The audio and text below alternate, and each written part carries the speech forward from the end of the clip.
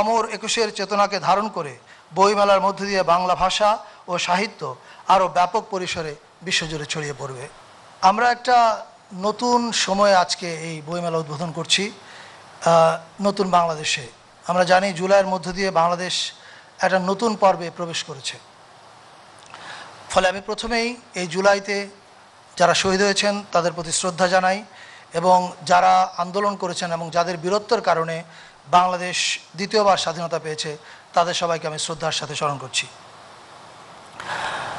পাশাপাশি আমি মহান মুক্তিযুদ্ধ এবং ভাষা আন্দোলনে যারা প্রাণ দিয়েছেন তাদের সবাইকে আমি শ্রদ্ধার সঙ্গে স্মরণ করছি।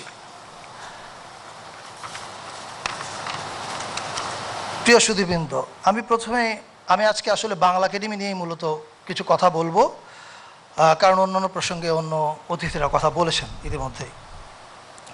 বাংলা একাডেমি শিল্প সাহিত্যের একটা গবেষণাধর্মী প্রতিষ্ঠান, তাই এই প্রতিষ্ঠানকে সর্বাগ্রে গবেষণার দিকে মনোযোগ দিতে হবে, এটা সত্য কথা। এবং আমরা জানি ইতিমধ্যেই বাংলা একাডেমি আমরা দায়িত্ব নেওয়ার পরে এ বিষয়ে উদ্যোগ নিয়েছে। সম্প্রতি বাংলা একাডেমি 50টি গবেষণা প্রবন্ধ এবং 1 বছর মেয়াদী 10টি গবেষণা বৃত্তির প্রস্তাব আহ্বান করেছে। এছাড়া তরুণ লেখকদের জন্য কর্মশালা এবং বই প্রকাশের ব্যবস্থাও নিয়েছে। কিন্তু তারপরেও আমি বলবো যে আমাদের একটু আত্মসমালোচনা করার প্রয়োজন আছে, বা আত্ম উপলব্ধি করার যে আমাদের সামনে নতুন রাস্তা কি হওয়া উচিত। বাংলা একাডেমি যে কোনো কারণেই হোক, এটা একটা কাজ তো আমাদের অতীত নিয়ে যেমন গবেষণা করা, আবার আমাদের সামনে দিয়ে যে বর্তমানটা অতীত হয়ে যাচ্ছে এই বর্তমানটাকেও স্পর্শ করতে পারাটাই একাডেমির গুরুত্বপূর্ণ কাজ।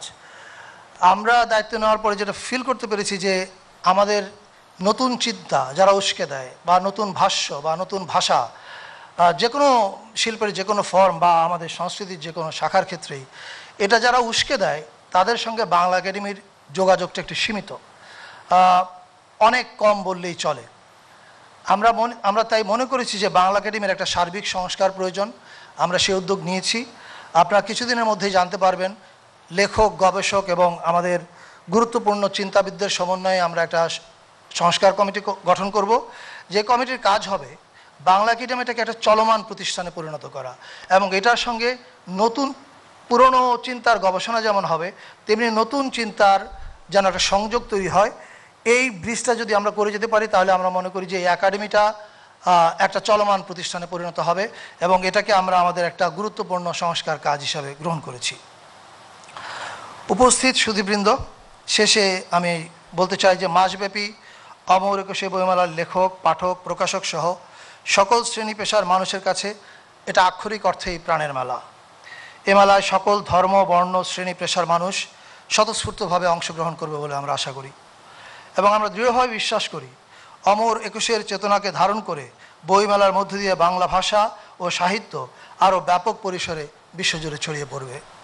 আপনাদের সবার কল্যাণ হোক। সবাইকে ধন্যবাদ।